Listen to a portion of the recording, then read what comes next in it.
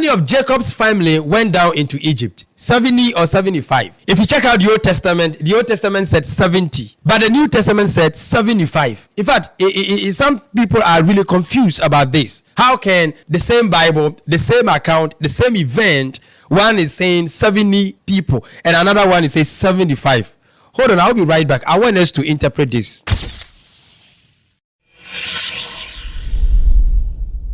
Now, if you check out Genesis chapter 46 verse 27, Exodus chapter 1 verse 5, and Deuteronomy chapter 10 verse 22, the account of when Jacob went down into Egypt with his family made us to understand that they were only 70. But if you go to Acts chapter 7 verse 12 to 14, when Stephen was preaching, he said 75. This is it. Before we proceed in the Bible and then we exegete and we read the text, however it takes, I want us to put the Bible aside and then come to science and some other culture. Within this system, scientists makes us to understand that even there are some figures, some values with different units, but they have the same measurement. And this is it. Science says that 1 inch is the same as 2.54 centimeters. So whenever you say that 1 inch is not equals to 2.54 centimeters, a scientist will be angry with you because he has been to the laboratory and he has been able to prove that they have the same measurement. The same time is 1 mile is equals to 1.609344 kilometers.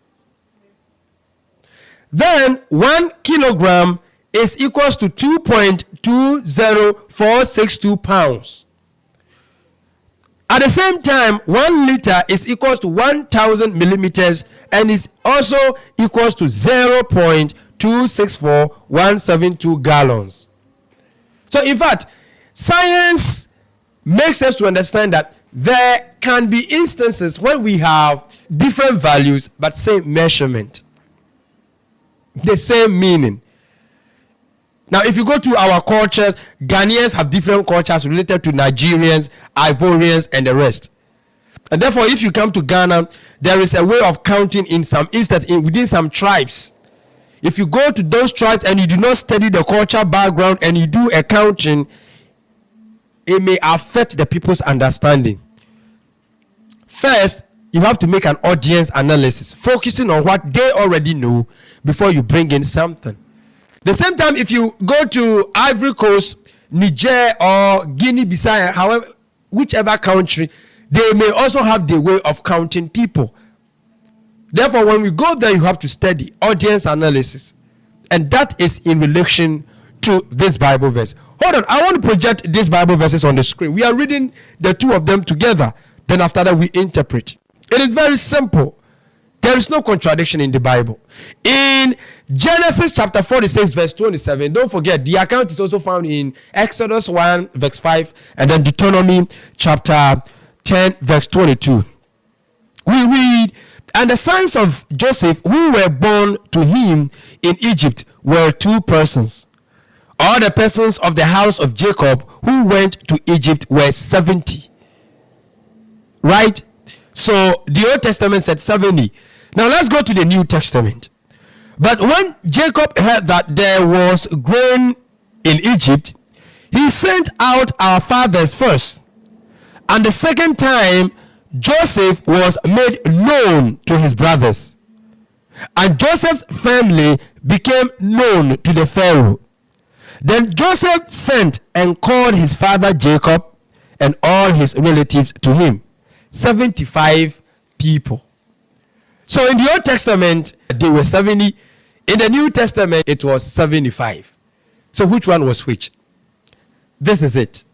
Now, if you check out Genesis chapter 46, verse 27, Exodus 1, verse 5, and Deuteronomy 10, 22, it is like this. Jacob's direct descendants who traveled with him to Egypt, excluding his sons' wives, were 66 persons.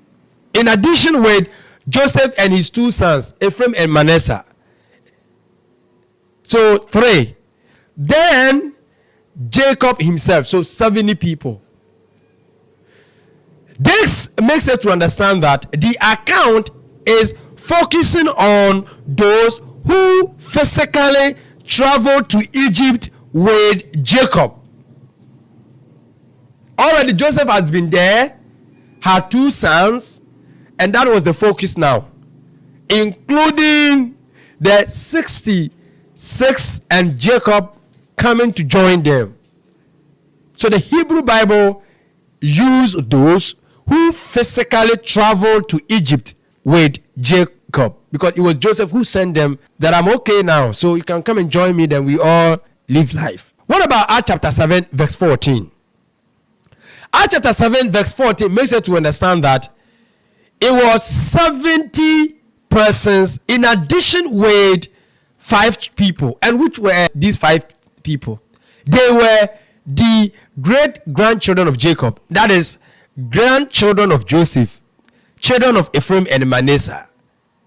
But the Septuagint, when we say Septuagint, it means those people who translated the Hebrew version into a Greek version, the Septuagint.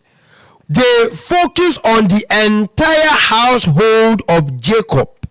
The New Testament focus, whilst Stephen was preaching to the Jews who were familiar with the Septuagint version, he naturally used 75. He used 75 simply because when we are talking about the Septuagint, the focus of the Septuagint was based on 75, the entire household of Jacob. The Septuagint added additional 5 children of Ephraim and Manasseh, who were great-grandchildren of Jacob. So if Stephen was speaking to the Jews who were familiar with the Greek version, the Septuagint number, and he had used 70, it had confused them, and therefore naturally he used 75. The same way in the Old Testament, the Hebrews version was those who physically traveled to Egypt with Jacob. So naturally it was 70 that was used.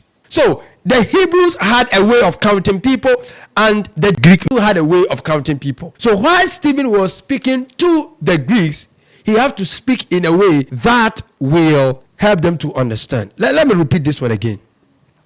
So while Stephen was using the Septuagint to speak to the people, he had to speak in a way that will help those people to really understand whatever he was saying. There is no contradiction in the Bible, except you just don't want to be honest to yourself.